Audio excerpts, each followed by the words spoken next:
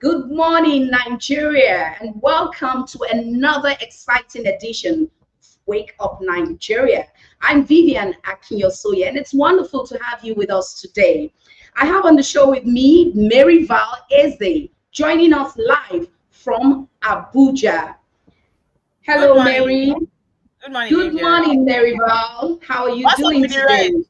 I am I fine. don't know. Is it planned? I don't know. It just happened. Let me just go and change, Jerry. No, you can't Anyway, change. I'm already live. You can't change. it's going to be a good time here today. I want to bring in Evelyn Leo from Asaba. That's from our Asaba studio. And Hello, Benjamin Benicia, you're welcome to the show. Thank you. Hello, Mr. B. How are you doing today? Very fine. And you? Very well, thank you. How is Asaba? Well, as usual, Asaba remains hot. The weather is hot. There's no light. Public power has collapsed, so to say. Wow. Well, talking about the weather, it's everywhere. It's very, very hot, and we're all advised to stay hydrated. All right, so going on to the show today, we'll be looking at one of the most pressing issues facing our nation today. That's the state of Nigeria's economy.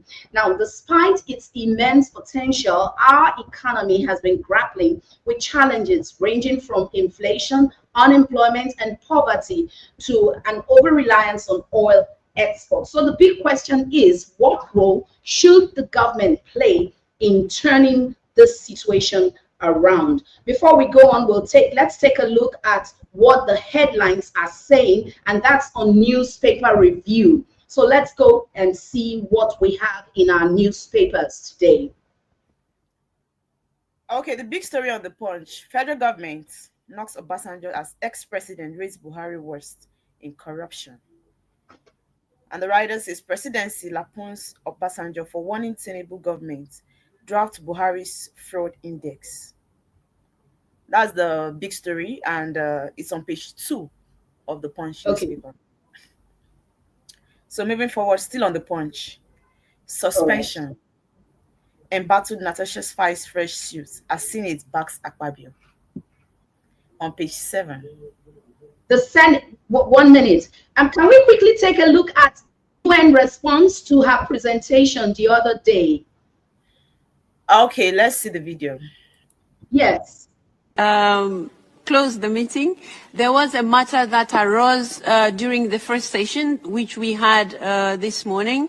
The matter that was raised by our colleague from Nigeria, Senator Natasha, and because all of us heard what she said, and it only serves us better if I put a word in what she has said.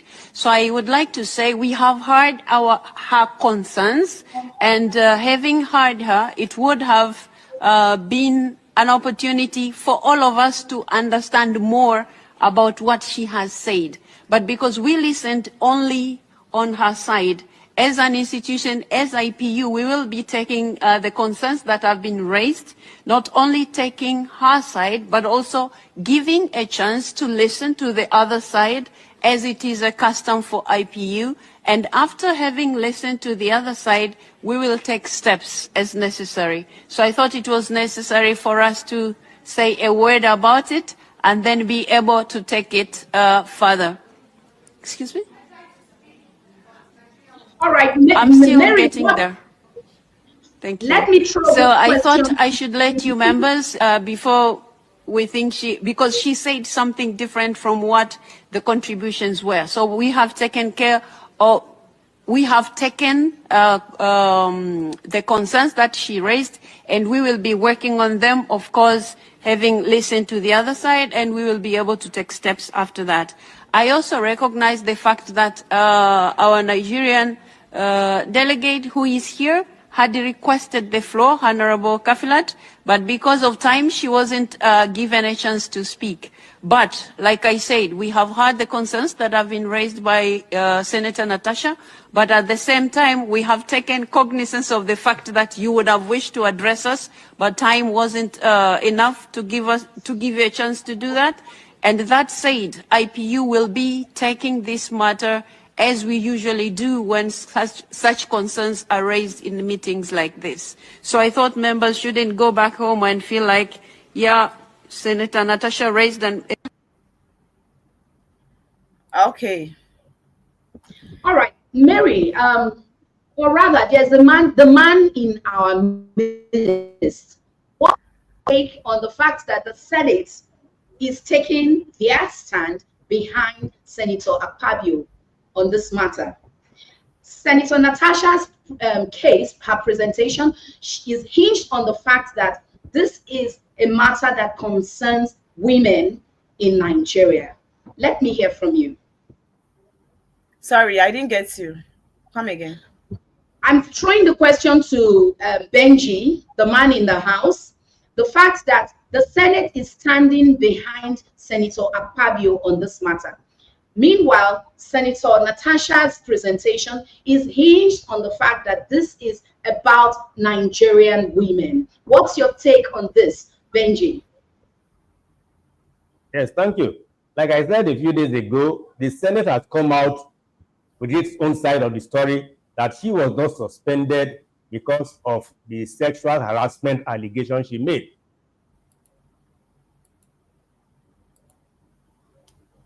Of violating the Senate rules. There are two other, I think there are other women in the Senate. Why did they not opt out of the Senate resolution? If there were if the two women saw with Natasha, their voice would have counted. But they were all part of the Senate that took the decision to suspend her and to pass a vote of confidence on the Senate President, Godswill Akpabio. So I don't think the issue is that of gender yet, though that side of it is being pushed up. But for now, the Senate is standing by its rules and regulations that it was based on that she was suspended. Okay, I guess the story will continue to unfold. We'll be hearing more from both sides. Mary, let's go on with the newspaper reviews, please. Okay, we're not done with the punch. Let me continue with the punch. Okay. Okay, still on the punch. 2027. PDP government, Obi, NNPP, more alliance to stop Tinubu on page 2. Federal government, foreign airlines begins talks over rising fares on page 19. Tax reform, reps approve new VAT sharing formula for states on page 3. Still on the punch, Third Fund plan 700 billion naira disbursement to varsities. And that story is on page 3 of the Punch newspaper. Customer intercepts uncleared $1.1 million at Kano Airport. First subsidy remover save Nigeria from bankruptcy, says Tinubu. And that story is on page 13. These are all the stories we have this morning on the Punch newspaper. All right, so stay with us as we explore expectations of Nigerians when it comes to reshaping the economy. And that's right after this break. By the way, thank you, Mary, for that beautiful presentation. And then we'll go on to break now. Let's just take a look at this advert, please.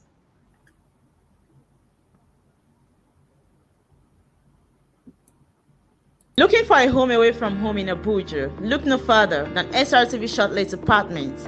Our fully furnished apartments offers everything you need for a comfortable and relaxing stay. Unwind in spacious rooms with exquisite ambience, cook delicious meals in our well-equipped kitchen, and relax in our comfortable sitting rooms watching your favorite shows.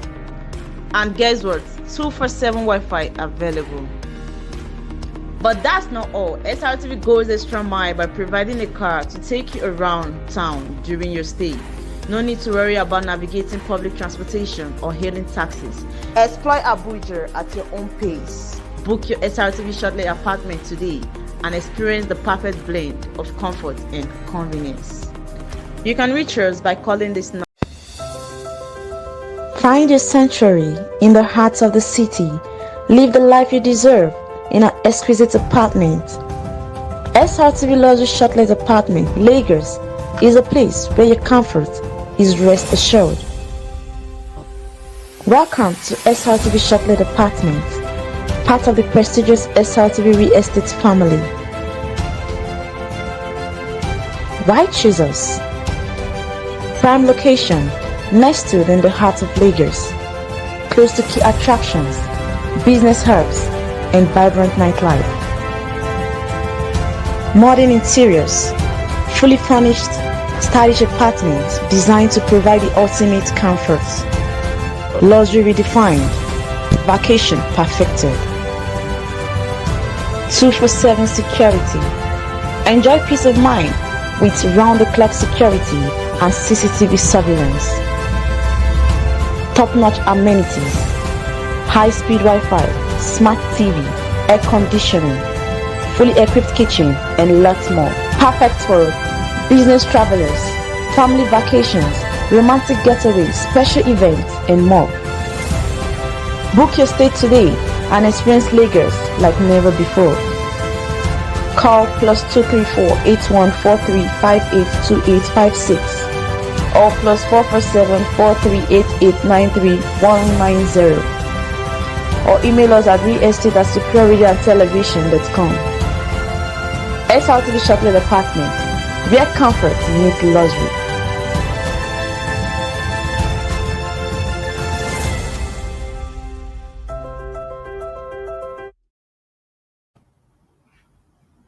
Welcome back. Welcome back to the show. Now that we've set the stage for today's conversation, let's take a closer look at Nigeria's current economic landscape. And that's in this report coming up right away.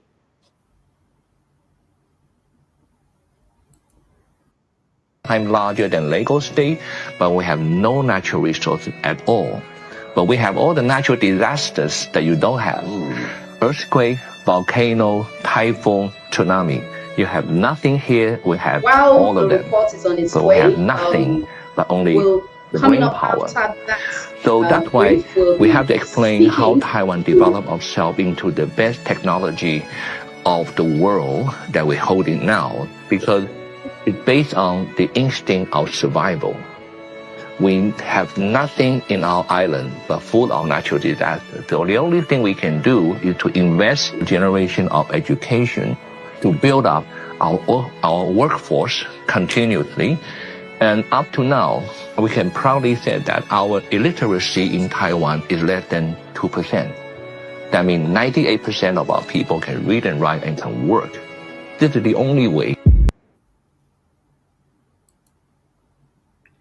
Well, that was a brief look at what other economies are doing, what's happening in with other economies, and with Taiwan as an example. Now, they don't have what we have here. We don't have what they have there. We don't have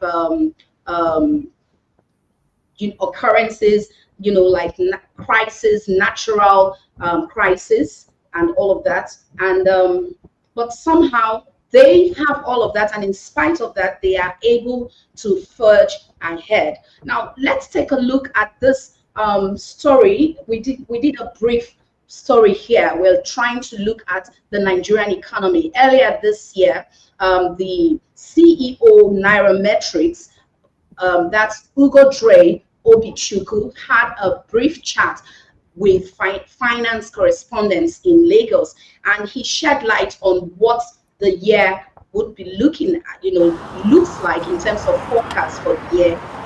As one of Africa's largest economies, Nigeria has huge potentials, boasting a young, dynamic population.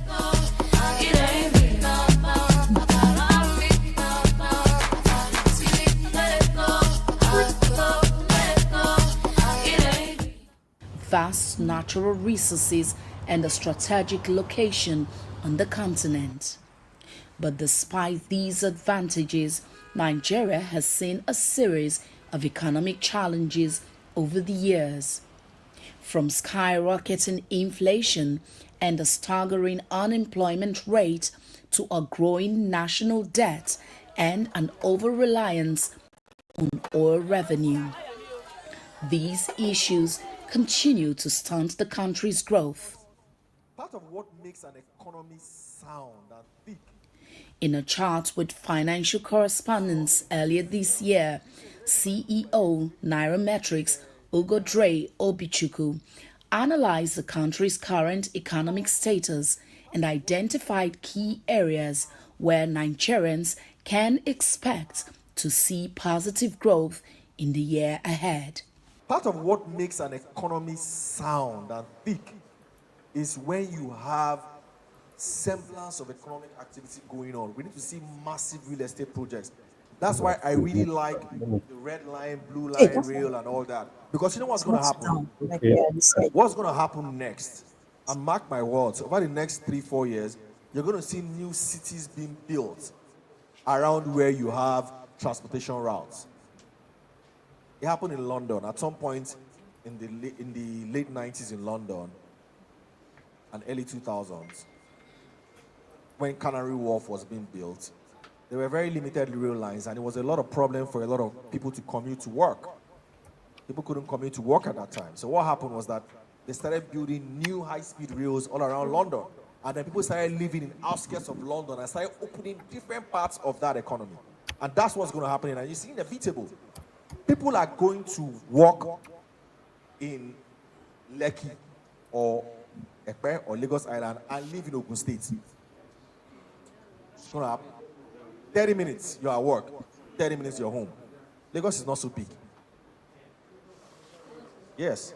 So this sort of projects is what you need to task the government to do, because that is what is going to drive economic growth.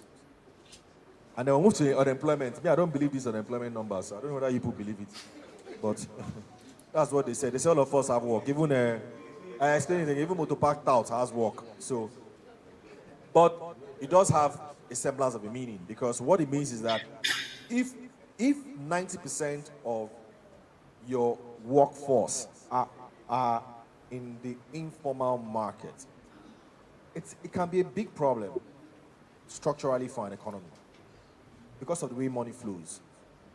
If 90% of them are in the informal market, then they can't contribute pension. Then financial inclusion becomes a lot more difficult. Not talk of taxes.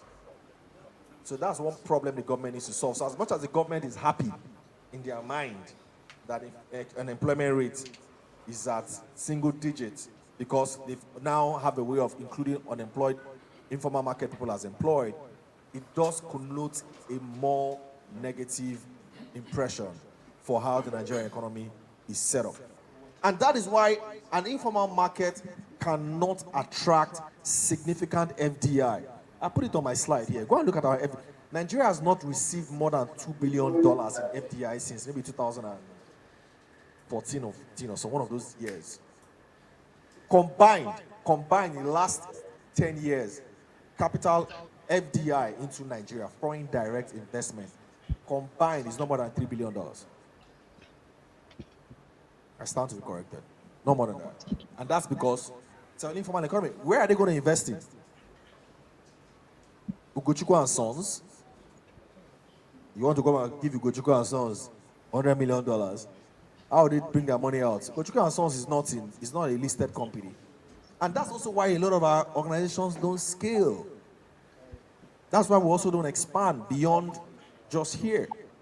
Imagine that the company that built this airport, that did the second airport, that's our new airport, is a company listed in Nigeria. I don't think that company, they made money now.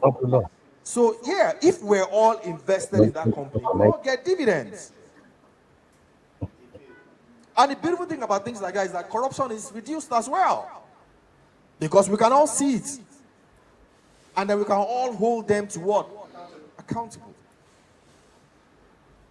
Next slide. This is one of my favorite topics, which is Nigeria's spending plan. I don't think that it's a case of whether the budget is too big or whether it's too small. So the problem is that we think that our budget is too small. I agree. For the size of the Nigerian economy, the budget is small. But it's not about what you think. It's about what you have. That's really the case. And let's look at this. This is a 2024 budget as at August. This is straight up from the FG's numbers. And as you can see already, in terms of spending, we can't even meet our spending targets. So we're meant to have spent 23.3 trillion. We're at 16.9 trillion. This was as August last year. And do you know why? Just go all the way down, your capital expenditure, because your capital expenditure, you're at 60% down. So if it was that we were already hitting these sort of numbers in terms of actual numbers, then I think I'll be confident enough to say that 47.9 trillion is small. But we're nowhere close to this, and we haven't ever been close to our capital expenditure spend any year. And if you're not close to that, how do you expect your economy to grow? And you can look at this is also revenue target. So revenue target was 13 trillion, we're at 12.7 trillion. And that is also because we had a lot of improvements in non-oil revenue, which is taxes, which suggests that this year, no, maybe not this year, next year, once this Taiwo Yedele tax reforms goes through this year, which I do support some of the aspects of those reforms, just like we always say in Nigeria, taxes will go up, but it is people that pay that will keep paying. Well, a very interesting one indeed. We heard it all.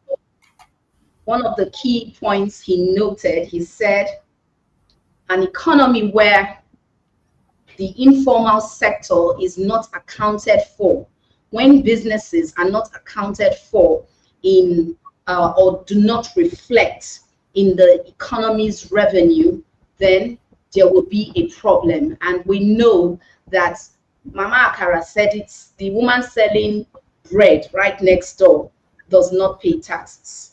Her business is not registered. So I'm not advocating that we should go and meet these people and start saying they should come. And as a matter of fact, the tax bill, the proposed tax bill, is one of the things it's bringing to bear is the need for businesses, small businesses, micro businesses to, well, before I go on with all of that, let me hear from Mr. Benji. What do you take from that interview and that discussion, please? Benji, are you there? Yes, I can hear you. Yes. Well, the issue with our economy is a lack of planning. And I want to begin with the poor leadership we have had over the years. People always cite the issue of Singapore, where leadership changed everything. And we have a lot of misplaced priorities. Look at when the present administration came in. Their number one priority was to buy jets and to renovate the residence of the vice president and to award a contract of how many trillions of naira from Lagos to Calabar or something like that. So a lot depends on leadership and the people. And until we get the right leadership, whether you want to tax the small and medium scale entrepreneur or you want to extend taxes to other sectors, it will just be a child's play. That is my take. Too much of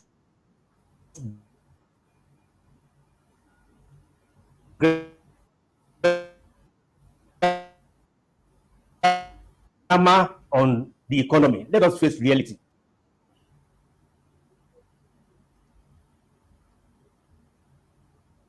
Okay, I think Benji is having a bit of network hitches there.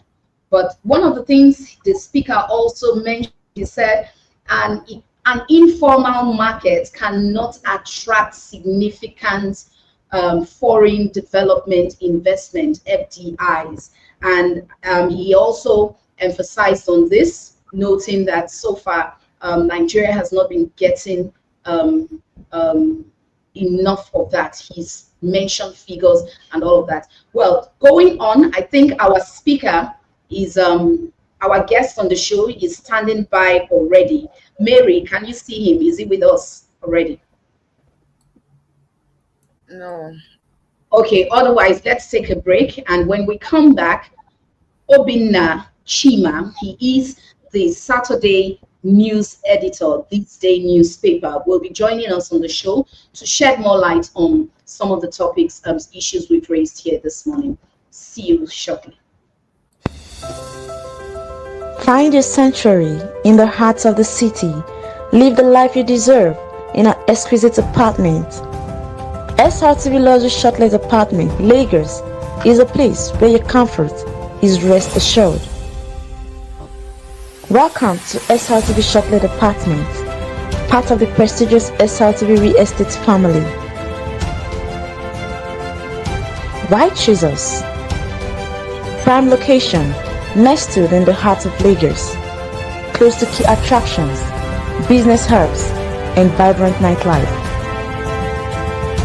Modern interiors, fully furnished, stylish apartments designed to provide the ultimate comfort. Luxury redefined, vacation perfected. 24/7 security. Enjoy peace of mind with round-the-clock security and CCTV surveillance. Top-notch amenities, high-speed Wi-Fi, smart TV, air conditioning, fully equipped kitchen, and lots more. Perfect for business travelers, family vacations, romantic getaways, special events, and more. Book your stay today and experience Lagos like never before. Call +234 8143 582856 or +447 438893. Looking for a home away from home in Abuja? Look no further than Srtv Shortlet Apartments. Our fully furnished apartments offers everything you need for a comfortable and relaxing stay. Unwind in spacious rooms with exquisite ambience. Cook delicious meals in our well-equipped kitchen and relax in our comfortable sitting rooms watching your favorite shows. And guess what? 24/7 Wi-Fi available. But that's not all. Srtv goes extra mile by providing a car to take you around town during your stay. No need to worry about navigating public transportation or hailing taxis. Explore Abuja at your own pace. Book your Srtv Shortlet apartment today and experience the perfect blend of comfort and convenience. You can reach us by calling this number. Srtv Logistics is here. Are you into a restaurant business? We are here to help you move your goods from one place to another. If you're moving your goods out of the country or within the country, you can come to us. Trust us to handle your deliveries with the utmost care and professionalism, ensuring your items reach their destination safely and on time. Don't settle for anything less. We're part of the global supply chain of helping goods to move from one point of origin to the point of consumption according to the needs of customers.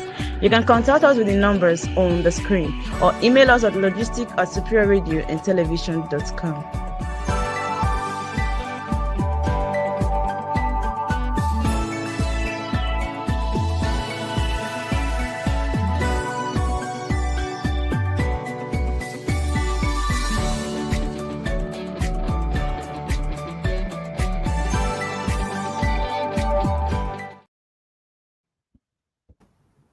All right, welcome back. You're watching Wake Nigeria. There's a question I want to ask you. That would be Evelyn. Evelyn, you're welcome to the show, by the way. I know you've been there. We talked a while ago, yes. But what do you think the Nigerian youth wants to see? What do you think they expect from the government?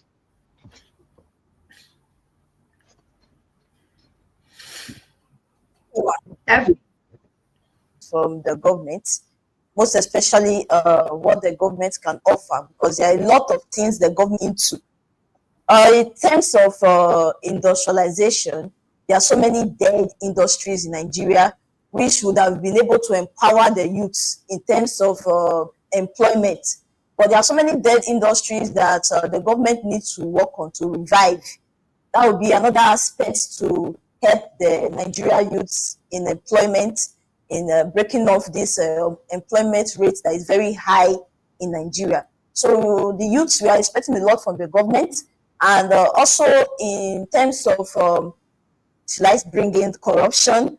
I don't want to pinpoint, but the government needs to really work on strengthening institutes in the aspect of, let me say, the EFCC, in terms of fund allocation that is being given, that is not being used in place of where it's supposed to be used for, the work is supposed to be used for.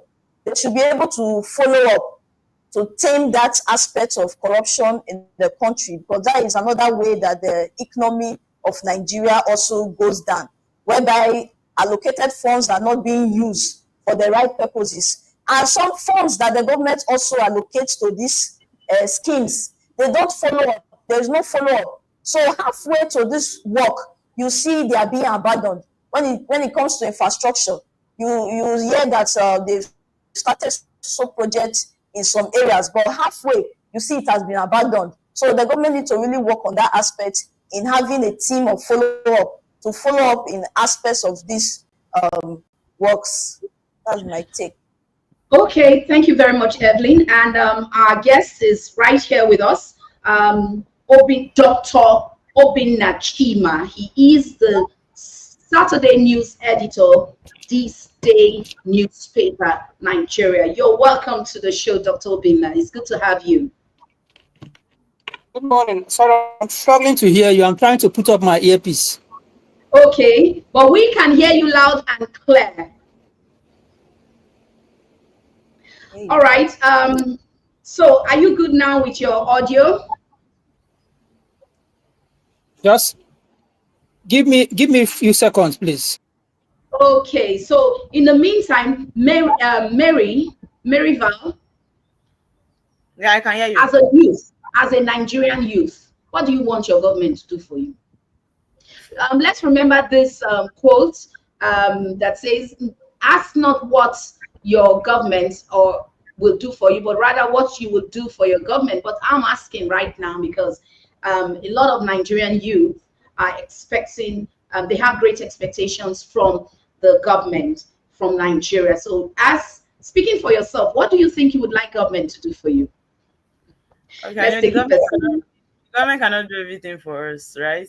But absolutely, yeah, they cannot do everything for us. So that's just the truth. But for the government to effectively support Nigerian youth, I think there should be skill acquisition. They should create employment opportunities for youths.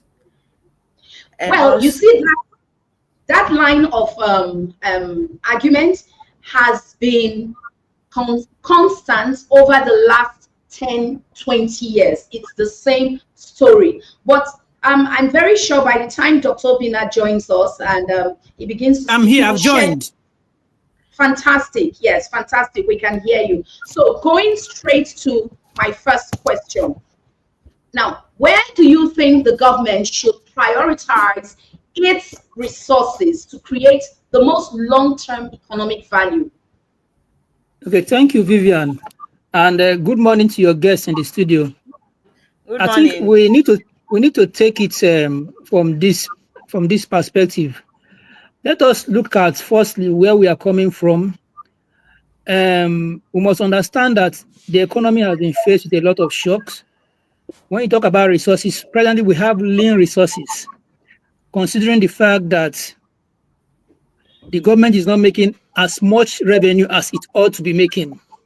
So in terms of where should the government commit the lean resources it has, the biggest thing for me the government can do today is to ensure that it diversifies the economy. We've seen over the years, not just this government, people talk about economic diversification, but at the end of the day, they end up not doing much to diversify the economy. We still have heavy reliance on the crude oil sector. Most of our revenues come from that sector. So there's need for the government to pursue genuine economic diversification, whereby we empower various sectors of the economy. Not that we have complete focus on the oil and gas sector. Another issue we need to tackle or address or commit our resources to is the issue of security. I want to believe people in your studio are business operators. One thing that limits businesses is insecurity. There are places business operators will not want to go today because they are scared of terrorism, banditry, kidnappers, and others. Traders would like to go to Kano, would like to go to Jigawa, Sokoto to buy goods, but because of certain news they hear about insecurity, they will not want to go. Another area I think the government needs to commit resources to is the agricultural sector. When I talked about diversification earlier, one area I think the country has enormous potential is the agri sector. We are yet to tap the resource, the potential we have in that sector. So we need to focus more on the resources in the agri sector, empower farmers from raw material to producers in the sector and manufacturers of agri produce. We need to empower them so that we'll start making more revenue from that sector. Another emerging sector, which we all know today, is the digital economy. We've seen developed countries tap enough resources from this sector. Nigeria needs to unlock opportunities in this sector. I see the government make a lot of effort in that direction, but we need to do more. We see countries like America, China, their digital economy is strong and viral, and they make enough resources from that sector. So we need to do more in that regards. So these are some of the areas I think the government should commit resources to. Well, thank you very much, Dr. Obinna. Now, in your own opinion, should the government focus more on industrial growth? You can't just infrastructure and then to boost the economy. You can't just focus more on industrial growth. You don't just jump from where we are today to industrialization. It takes time. It's not something you just, it's a systemic progress. You don't just move from being a manufacturer of crude oil exporting country down to an industrial nation. It takes time. So what the government needs to do is need to develop our infrastructural base. We do not have enough infrastructure to leapfrog to that industrial sector stage. We need to improve our power sector. You all know that the level of power supply in Nigeria is low. I think about 6,000 megawatts for a population of over 200 million is abysmally low. We need to do a lot more to improve that. We also need to do a lot of roads. There needs to be interconnectivity of the roads so that businesses and also producers of raw materials and others who have access to markets. So they need for us to develop more of infrastructure, build more roads, build more rails. If you go to abroad, you see that the transport system is very effective, from land, rail, air, everything are interconnected. So we need to take advantage of this. And what else? So there's need for us to focus on developing infrastructure. Now, what about attracting foreign investments and fostering homegrown innovation? Well, you've touched on that, but there's a lot we stand to gain if we're able to attract good foreign investment. I'm not a fan of the much talked about foreign investments. You must make your domestic investors happy before looking out to say you want to attract foreign investors. And how do you do that? You need to improve the ease of doing business. You need to make the process of registering business simple, simplify the bureaucracy around getting documentation for your business. If you want to register a business, how many days does it take today? If you want to get your CSE documentations, how many days, how many hours? In some countries, I think even in some African countries, this doesn't take time. It's something that's just easy to do, but we hear a lot of complaints from businesses about the bureaucracy they have to go through to get this done. So we need to make sure that the ease of doing business here for local businesses is even simplified, so that when the local businesses are satisfied, then they, with word of mouth, they are the ones that will even tell the foreigners or whatever that, see, when you come to Nigeria, this is what is happening here. And with that, you attract the much desired foreign investment. Foreign investment is good, but I believe we need to first make the home front better before talking about attracting foreign investors. Well, Dr. Bina, before I go on, I want to tap a bit into this area. I know you are also strong in education. We discovered that a lot of our people are traveling out there for to achieve one education, or one master's degree or the other, in one program or the other. Even Togo here, Ghana here, we have Nigerians schooling there, pursuing one higher degree or the other. Why do you think our environment, and it's lucrative, it's a revenue yielding system, so why do you think we don't have that happening in Nigeria? There are 36 states in this country and probably one university in every state. Imagine if we have people flooding into this country to study in our universities. What do you think that would do for the economy? And why do we not have it? Please take the last part of the question. Take the last part.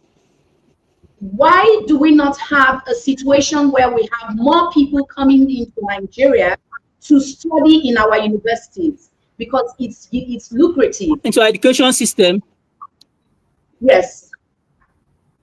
The private universities are beginning to become more attractive to people.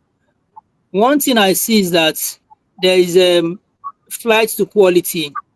People tend to go to where they are sure that if they start a 4-year course in 2025, by 2029, the 4-year course, they would ought to have terminated it. So there's this fear of strike, ASU strike, SANU strike, and others. If you listen to the news today, there have been agitation by these unions. So this is one thing. Just 2 days ago, I was discussing with someone who said he wants to go and do a PhD, and he was telling me why he needs to go and have it done in a private university, because he wants to avoid this ASU strike and other strike in the university system. So that is one thing. We must make our university system attractive by eliminating some of these barriers. I don't think over there, in UK, in America, they don't have issues of strike and others. Despite the fact that people borrow a lot of money to go there, they don't complain because they are sure that when they start this program, this 4-year program, the 4-year program terminates at the end of the 4th year. So that's, for me, we need to make sure that the educational environment is friendly and attractive, and we eliminate some of these barriers we see around it. Okay, so we have our studios in Abuja and Asaba, and they would have 1 or 2 questions. But while they prepare their questions, I just want to throw this across. Should the government focus? What about debt reduction? What do you think government should do? What about debt reduction? What do we do about it? What do you think the government should do? What about debt reduction? Yes. Okay, public debts. For now, the only thing we can do is to manage our debts, because if you look at our 2025 budget, it clearly shows that budget of 54 trillion or so. It clearly shows that we are going to take up more debts. So for now, the conversation should be around the quality of our debt. When you borrow, what are you using those debts for? Are you channeling them to the right resources to get the best use for them? So for now, I don't think the issue is about how to reduce our debt, because the 2025 budget clearly shows that we'll be taking more debt So our focus as a people, as a government, should be on how to ensure that those debts are used for the right purpose. You as a journalist, you must ask the right questions. When they go out to say they are raising funds, are they using it for what they've told you they want to use it for? When they say they are investing in infrastructure, are they deploying it actually to those infrastructure? When they tell you that they are spending on school feeding program, is the quality of food commensurate with the amount of money they've allocated to it? These are the questions you and I and those in your studio ought to be asking. Well, thank you once again. Over to you, Mary. Abuja, yes. Okay, talking about the economy, I would like to ask Mr. Obina. Dr. Obina, sorry. How do you think, or what measures do you think we can do to promote change in the Nigeria economy? When you say change, I don't get that. How can we promote change from where we are right now to a better Nigeria? How can that be done? It requires you and I and our leaders, everybody, to be accountable and to do the right thing. There was a time I was under Buhari, under Jonathan. The change begins from you slogan. There was a slogan like that, change begins from you, which calls for all of us to be focused on ensuring that we do the right thing at the right time. So not just for those in government, but we as followers must make sure that we do the right thing. As a citizen, are you paying your tax? Are you doing the right thing? These are the questions we should all be asking to ensure that we have the desired change in the economy. Well, talking about that, to take you, sorry, yes. Okay. Maybe people. Sorry, I'm struggling to hear. That's why I'm just struggling to hear. Okay, you're doing well. You're doing well. Okay, I said maybe you're asking if we're paying our tax. Maybe people are not paying their tax because they feel the government, they are not doing the needful. So who should we pay the tax? If people keep something, you must pay your tax to the government. Even the Bible says, "Give to Caesar what belongs to Caesar." Caesar then was the government. You must pay your tax to the government. And then after payments, you now hold them accountable by asking the right questions. I like the fact that you raised the question of tax here. Nigeria, as a matter of fact, every street you go to in Lagos has, I wouldn't say Lagos, practically every street in Nigeria has one business or the other. Nigerians generally are entrepreneurs, but we have a lot of businesses that are not reflected in the tax system.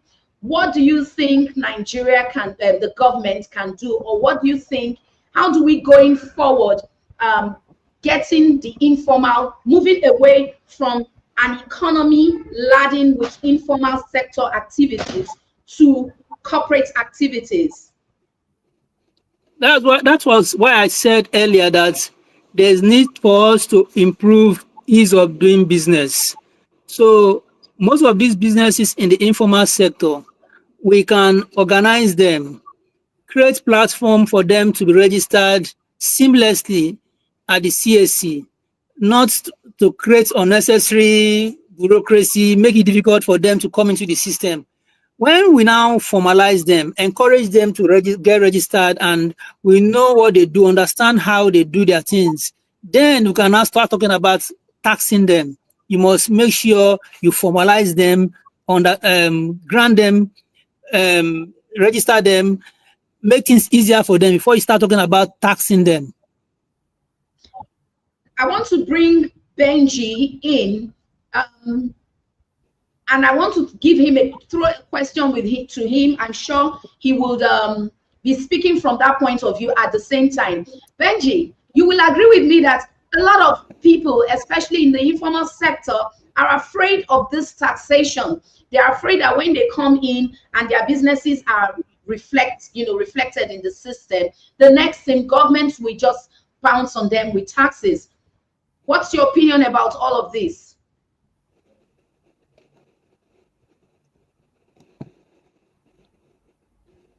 Well, I didn't get the last part of the question, but the informal sector, really, when you're talking about the informal sector, who are these people? Mechanics, vulcanizers, and small businesses. The economy, all businesses. Small, micro businesses, nano businesses. Yes. What about them, you said? They are not reflected in the system because a lot of them are not registered with the CAC. Yes, that is because government has not recognized the importance of this informal sector, and government is not doing anything towards improving on them. That is why government is not looking in that direction when it comes to taxation. What I would advise is a lot of them are on their own. They provide power for themselves, they provide every other thing for themselves, and they're kind of independent. If the government thinks that the informal sector can rake in a lot of money, then key into their businesses and give them encouragement, and they will know the impact of government, and they will not hesitate to improve on their businesses and make it even bigger at the end of the day. That is what I think. Okay. Government should thank you very much, small businesses. Yes. Okay. Now, Dr. Obinna would want to give us a final word on this before he steps out. Okay, I think there are some questions on the screen for Dr. Obinna. Okay, how should the government position the nation in the context of global trade and international relations to maximize economic opportunity? That question is for Dr. Obinna. Yes. Hello, come again, please.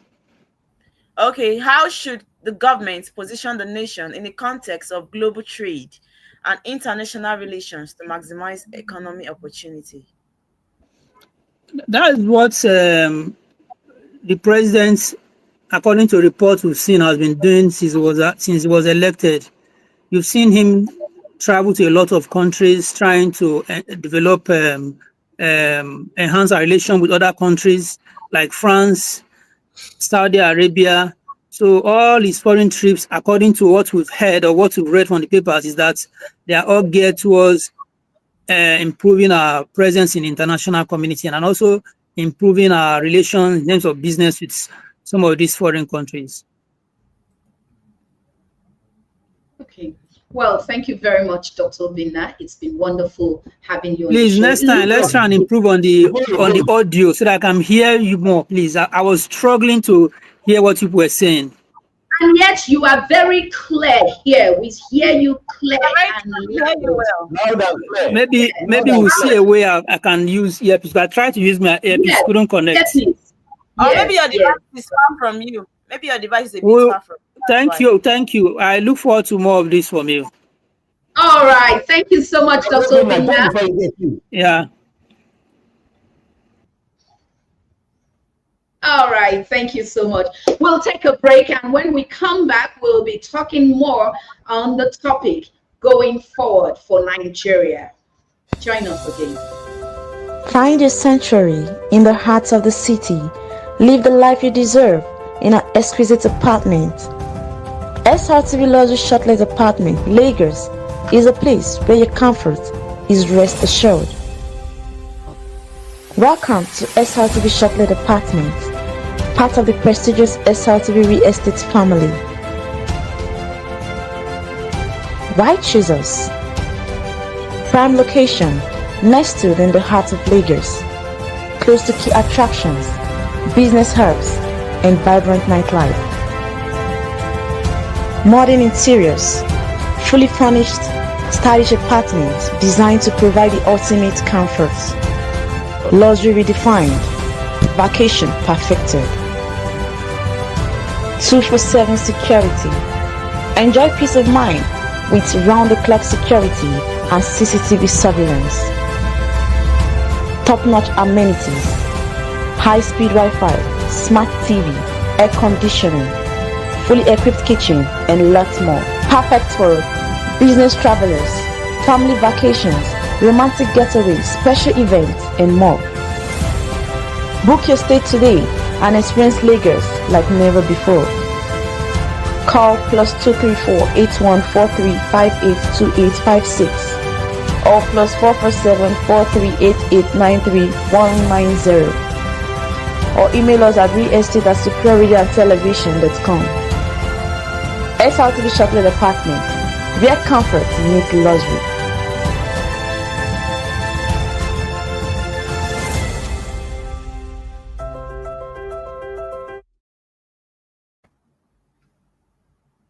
Okay, welcome back. You're watching Wake Up Nigeria.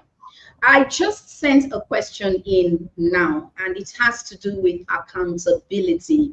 I want us to discuss accountability. We don't seem to have a nation, a system where the people are able to hold their government, their elected officers accountable. Benji, can you shed light on this fact? Yes. Yeah, the presidential system we are running is supposed to take care of accountability, checks and balances. The executive, the legislature, the judiciary. But like we said in one of our previous shows, it's as if there is no check and balance anywhere. The legislature does not check the executive because of the system we are running.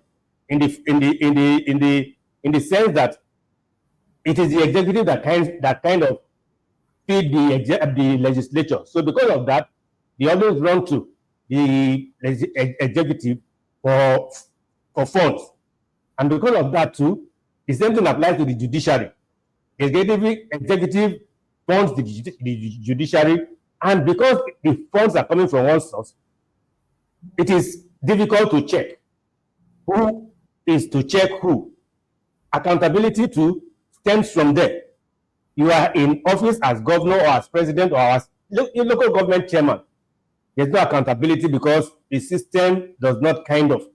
Yes, there are law enforcement agencies like the EFCC and all that, but for governors and presidents, you cannot do anything about them until they are out of office. So it's a kind of a rigorous exercise, and until we make provision for that kind of accountability, it will be difficult for our government to move forward. Now, how do you think the public and the media, what role do you think they play in holding government officials accountable for their actions and economic decisions? Well, we have to be on our toes, the media in particular. We have to be on our toes to monitor government policies and programs. But some of the time, the media is kind of complicit because of whatever they can get from whoever. I don't want to be very specific. Today you see media houses giving awards to governors and presidents for one thing or the other. But meanwhile, the people themselves are not seeing what these awards are meant for. That is one thing that the media is not living up. Not all, but that is one thing that we should be doing that we are not doing. Then on the side of the people, I saw a video clip a few days ago of our governor in Delta State here visiting projects he is embarking on. Not completed yet, but embarking on. And in that same video, there was a segment here from youths. These are youths now who are jobless, kind of hailing. You know what I mean? When I use the word hailing, you understand what I mean? Clapping and now these are youths who have no jobs. Maybe they have been mobilized to come and carry out that kind of function for some peanuts. And that is why we keep on going around in circles. The people who are supposed to be shouting, we have not gotten this, we have not gotten that, they are hired every day to come out and say, this is the best person we have ever had in government because of some money that has changed hands. So we need a complete change of mindset. The media, the people, if we don't come together to hold our governments accountable, things will not improve to the level we want it, and it will be very sad indeed. Do you think there's transparency in the system with our government? In your own opinion? In your own opinion, do you think that there's transparency in the system, in Nigeria's in Nigeria, especially with government? Well, transparency can be a relative word, depending on where you are coming from. Things can never be transparent. I mean, not just it's not. It cannot be related to Nigeria alone. Let me say the human being. If the human mind is not straightforward, then transparency. If he has another issue he wants to pursue, then it brings in other issues to blur the system. Then the transparency can be neither be here nor there. Depending on where who is looking at it. Some will say there's transparency, others will say there's no transparency.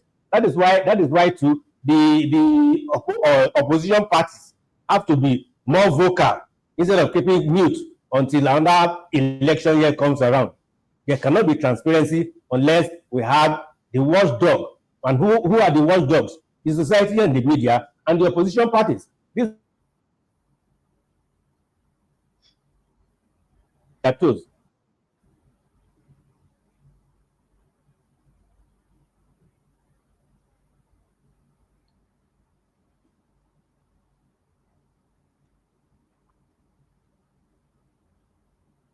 Well, I believe that's a network hitch there. All right. Are you back with us now? Okay. Mary, can we hear from you just before we begin? As we begin to round up. Okay, just to add to what Mr. Benjamin said, without transparency, there can be no trust, right? There will be lack of trust. Exactly. Trust. So there should be some level of transparency in the government sector. And how can this thing work? It can work if we stop covering evil all in the name of we trying to achieve our own selfish interests, right? Because the people that are supposed to checkmate this level of transparency in government are supposed to actually call to order when things are not going well. They are not doing that. Because when they collect something and put in their pockets, they really do not care about the people any longer. They just care about themselves. So how can this thing happen? It can happen when we have a group, like maybe an initiative group, right, that will be checkmating the government system. That will actually be checking for transparency level to see how there's some level of accountability. Because if we say what should they be accounting for, even the oil that we have in Nigeria, we don't even know how, you understand, how they actually go about it, because there's no level of there's no accountability in the oil sector or transparency in the government. So really do not know how they do this thing. All we just know is that we are here in Nigeria complaining, lamenting about the problem. The executive, instead of doing what they need to do, they are not doing it. The legislature, you see them, instead of actually standing on their toes to actually work, no, it doesn't happen.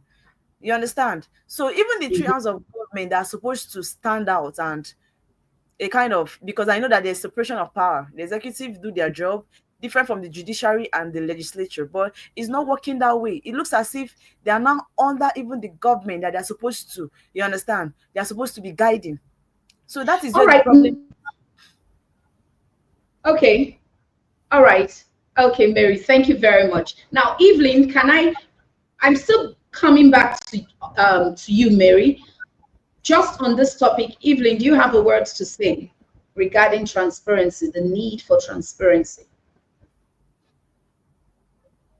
Okay, I feel there is no transparency in governance. There needs to be a governance reform in terms of transparency. And I think it's not something that can be resolved in a day, because corruption has really eaten deep. It has really eaten deep. If we want to be accountable, because we all need to be accountable for our actions, if we want, it should start from the leaders. There should be governance reform. The government should try to strengthen institutions, policy makers. They should be follow up in things they do. There are people who have been caught in the act that needed to be persecuted for their actions. But what happened?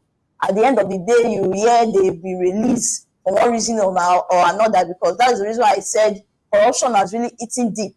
But if the government should look into it and strengthen institutions that those people really get persecuted right, I feel transparency will begin from there. All right. Thank you very much, Evelyn. I want to bring a subject on the show because it is connected to our topic, the topic in view.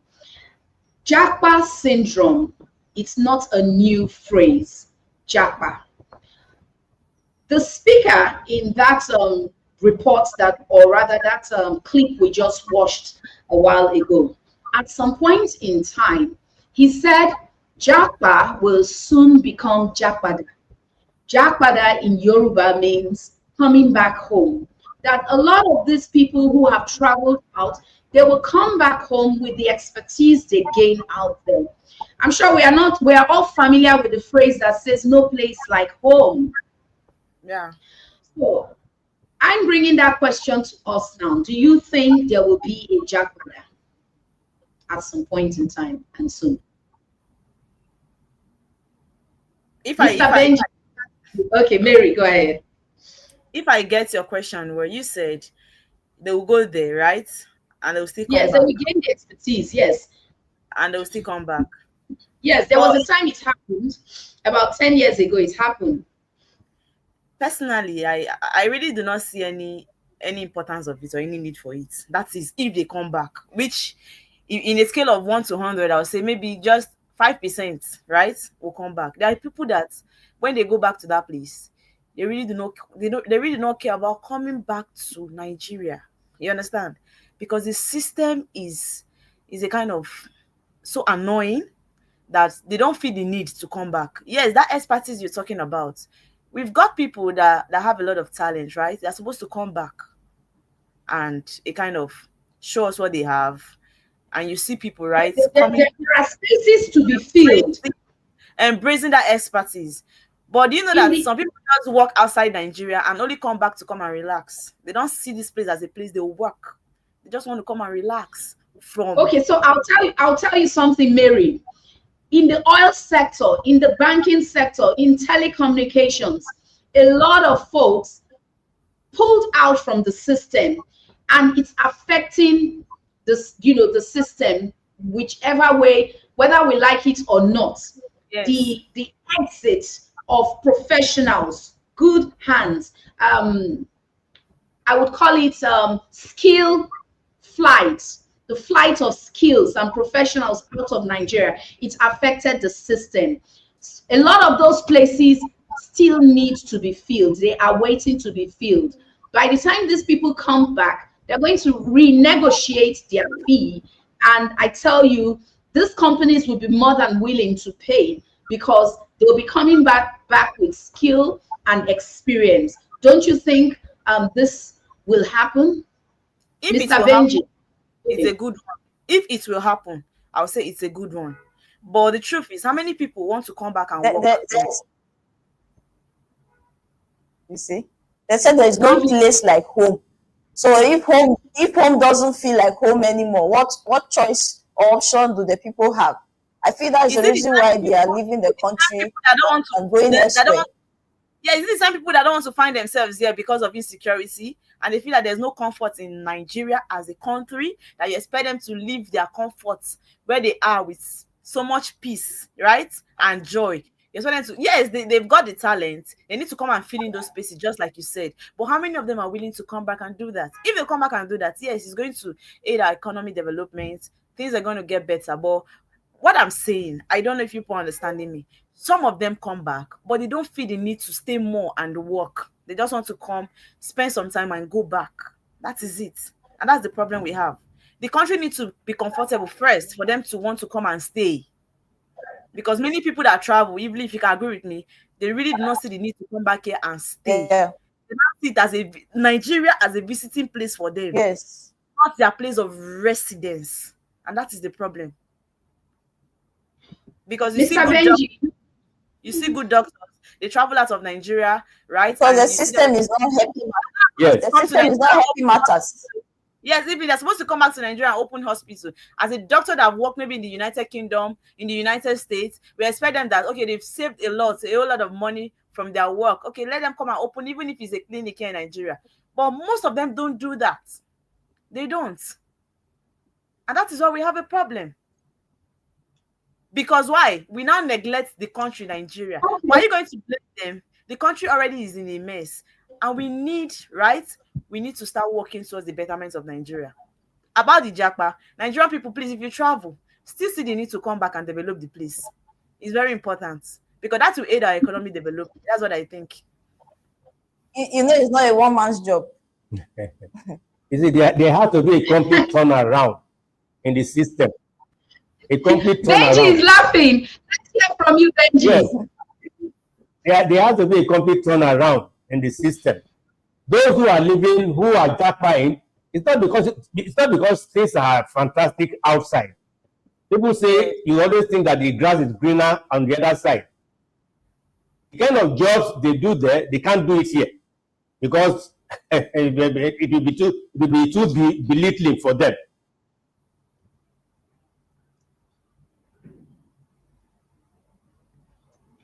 Okay.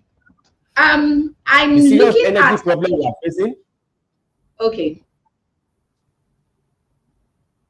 Yes, if we are able to improve seriously on the energy problem we are having, the power situation improves, a lot of things will improve. I believe people will come back.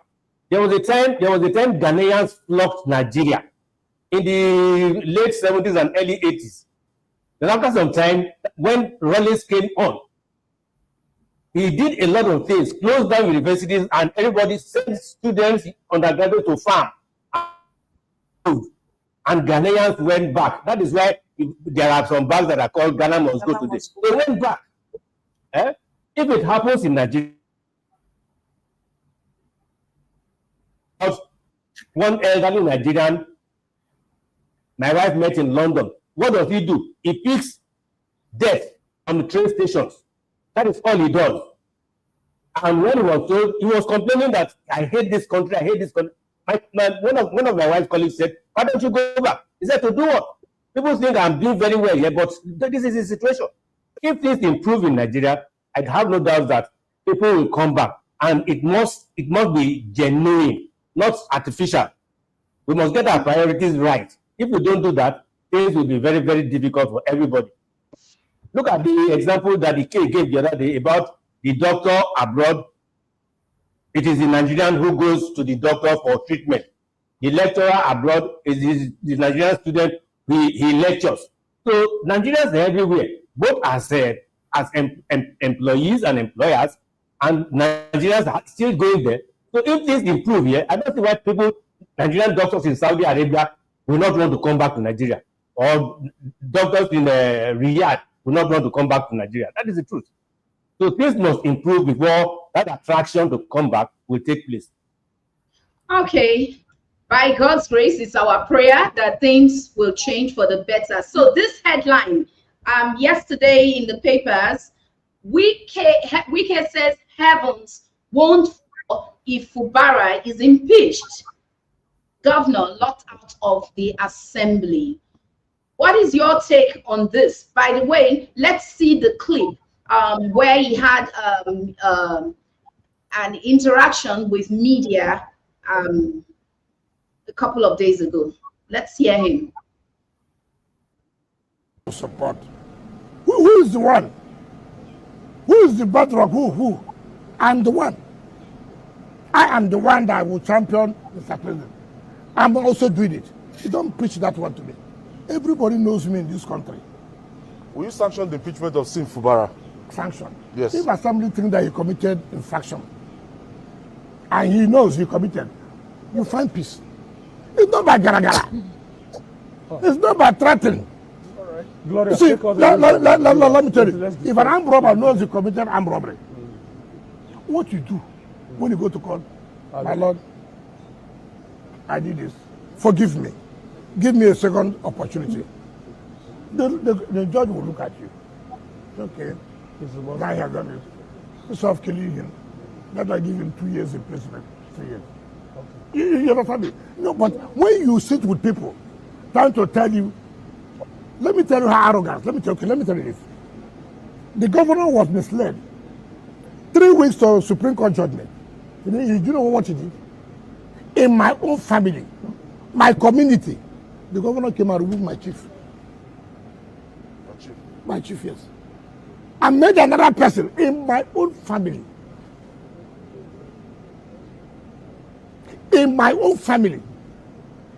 Now, that's the point I'm making, because he was giving the hope that he will win the Supreme Court. So nothing.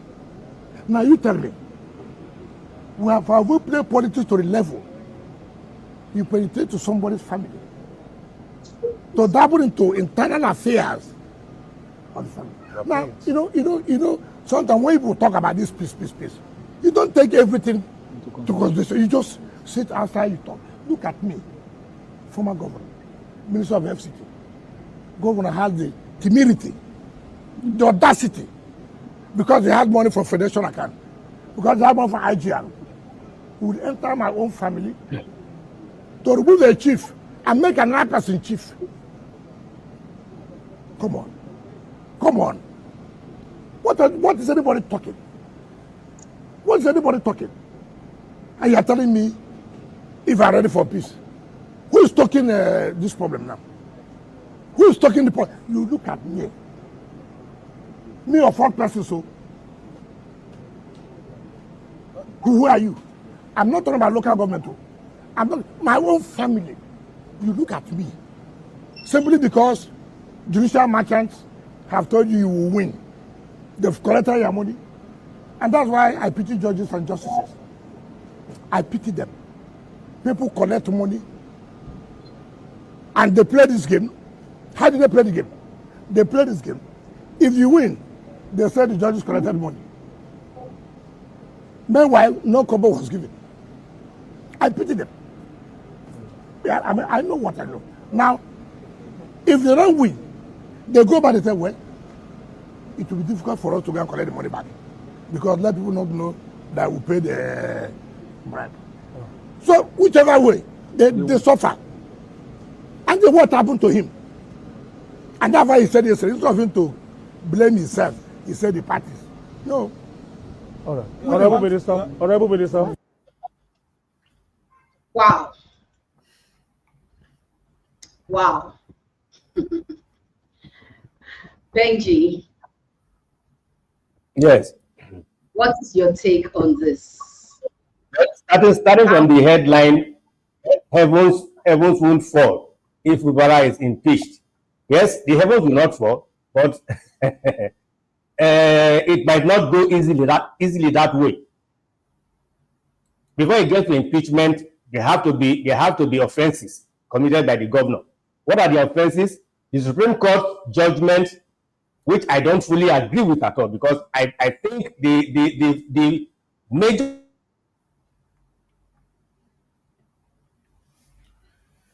started from the defection of 27 lawmakers to another party.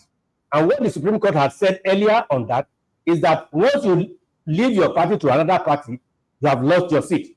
And it was based on that the governor, Fubara, has been acting all along. The Supreme Court did not kind of address that issue. Did the people defect or not? If they did not defect, Fubara won't go the whole length he has gone. So I think the Supreme Court did not do justice to that, to the whole matter. And if the River State legislature thinks that now that the power has come back to them, they can do what they think, it will be difficult.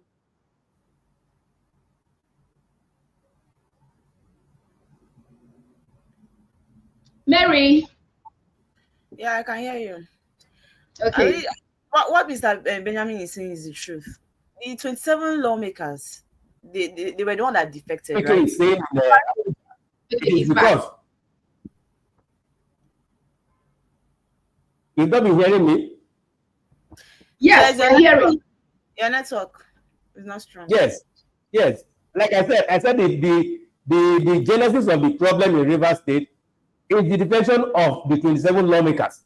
And based on previous Supreme Court judgment on defection, that was why Fubara acted with only 3 or 4 legislators who were left. And the Supreme Court did not do justice to that aspect of it.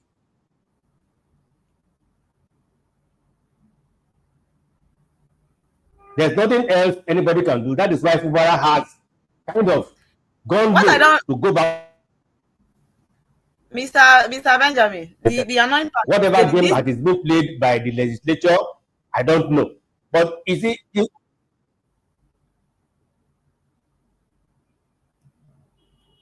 Okay, I said at the end of the day, the annoying part is that they did not just defect the 27 lawmakers. They actually had to still show an affidavit. They saw an affidavit, right?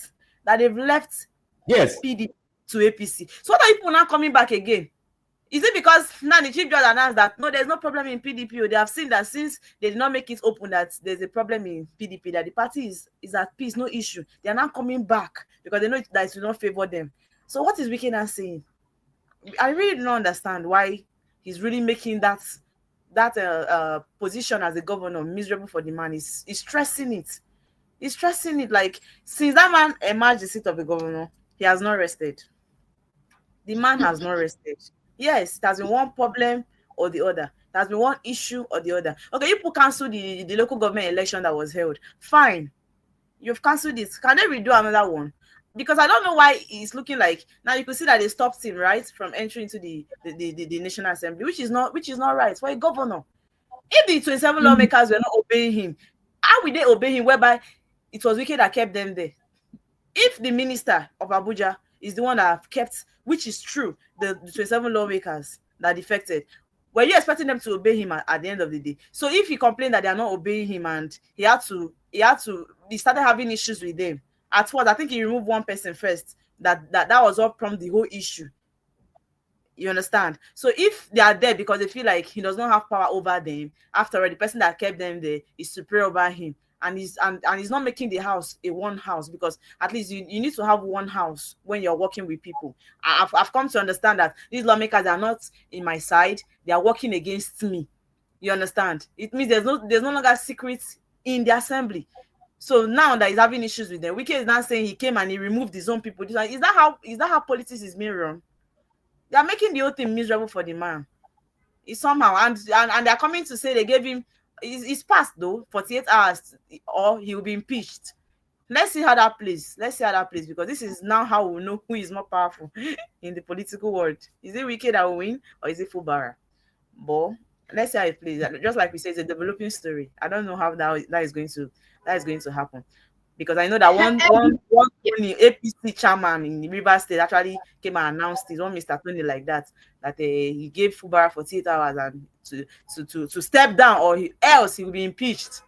So I don't know how you just impeach. The process of impeaching, you will just come and say you want to impeach somebody. There are processes to it now, right? So let's see how that plays, because it's definitely going to come out. Fubara is supposed to come out and explain himself. They're supposed to hear from his own side of the story, and not just what the APC chairman in Rivers State is saying. That's why I said, let's see how that is going to play at the end of the day.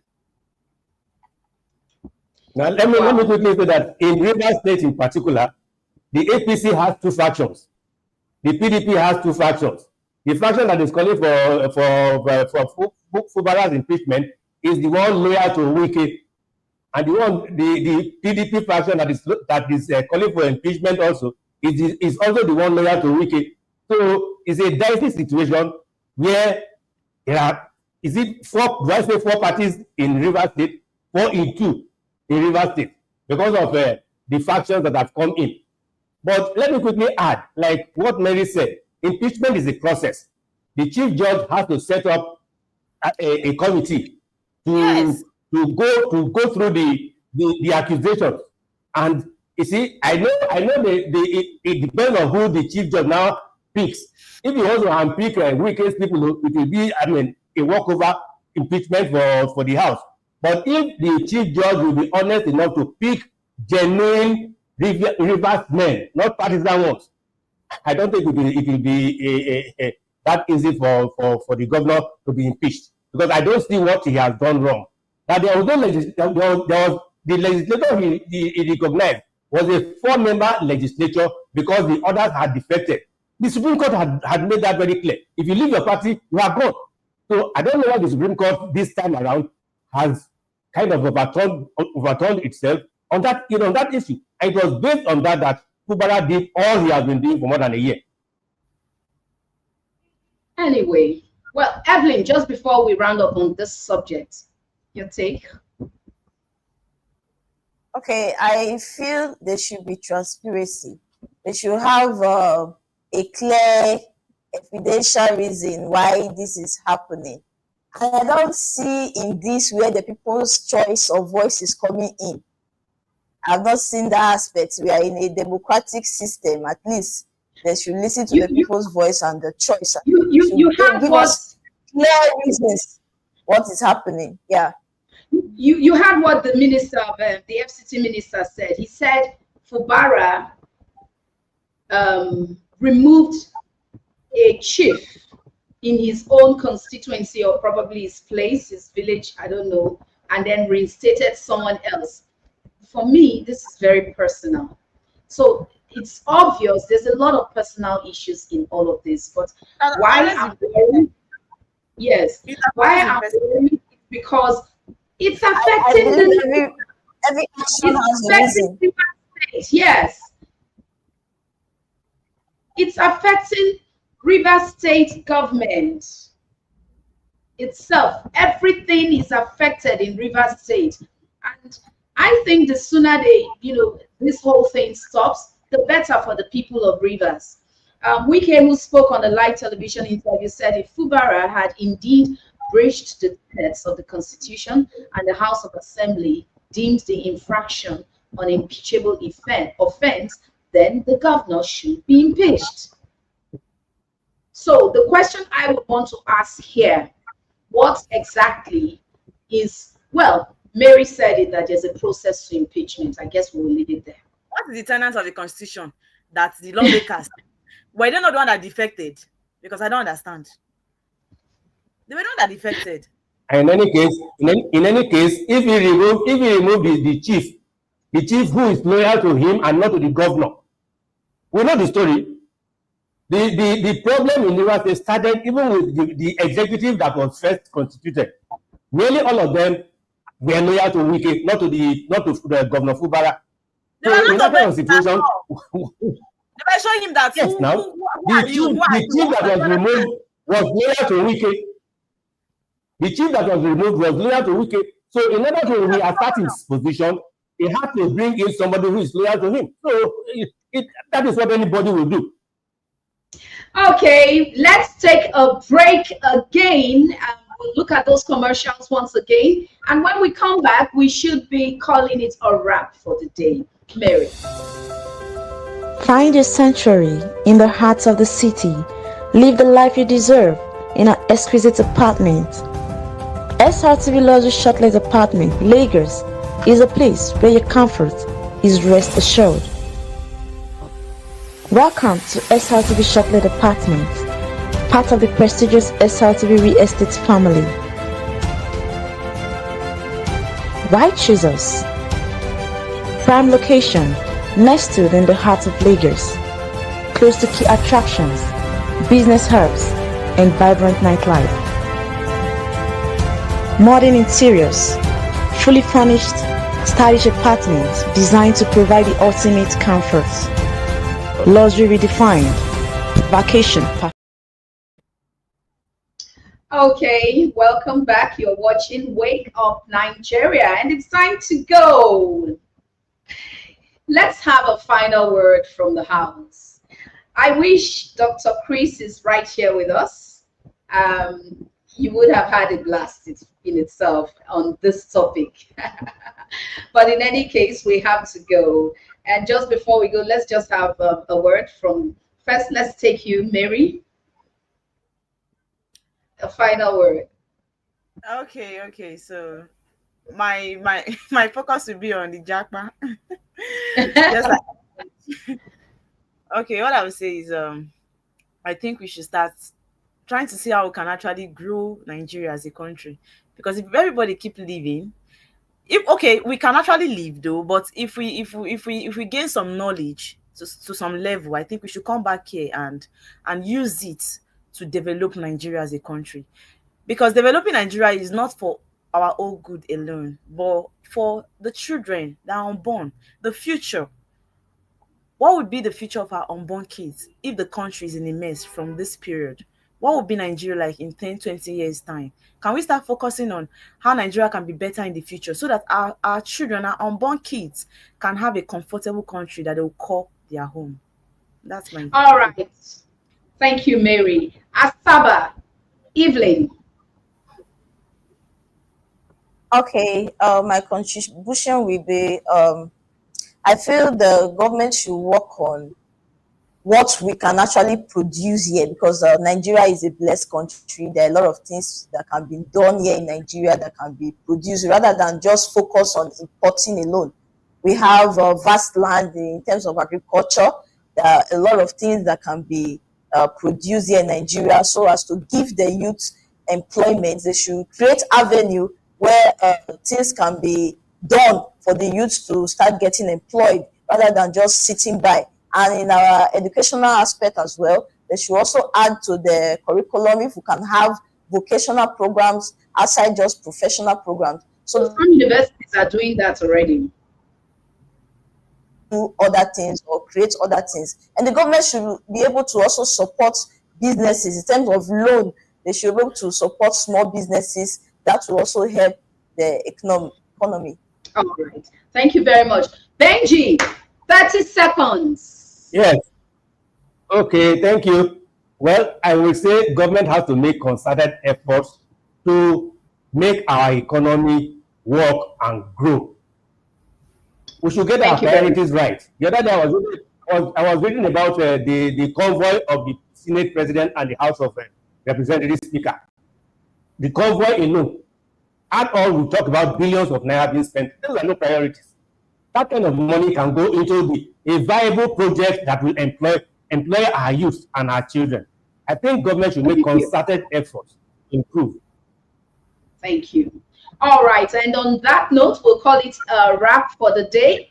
Next week, next week we'll be back with on Wake Up Nigeria. We'll be back with more insightful conversations. Until then, stay safe, stay informed, and keep waking up to up. I'm Vivian Akinyosoye, Mary Val Eze in Abuja, Evelyn, Benji Vinetier, and we're all saying bye-bye from the SRTV. Looking for a home away from home in Abuja? Look no further than SRTV Shortlet Apartments. Our fully furnished apartments offers everything you need for a comfortable and relaxing stay. Unwind in spacious rooms with exquisite ambience, cook delicious meals in our well-equipped kitchen, and relax in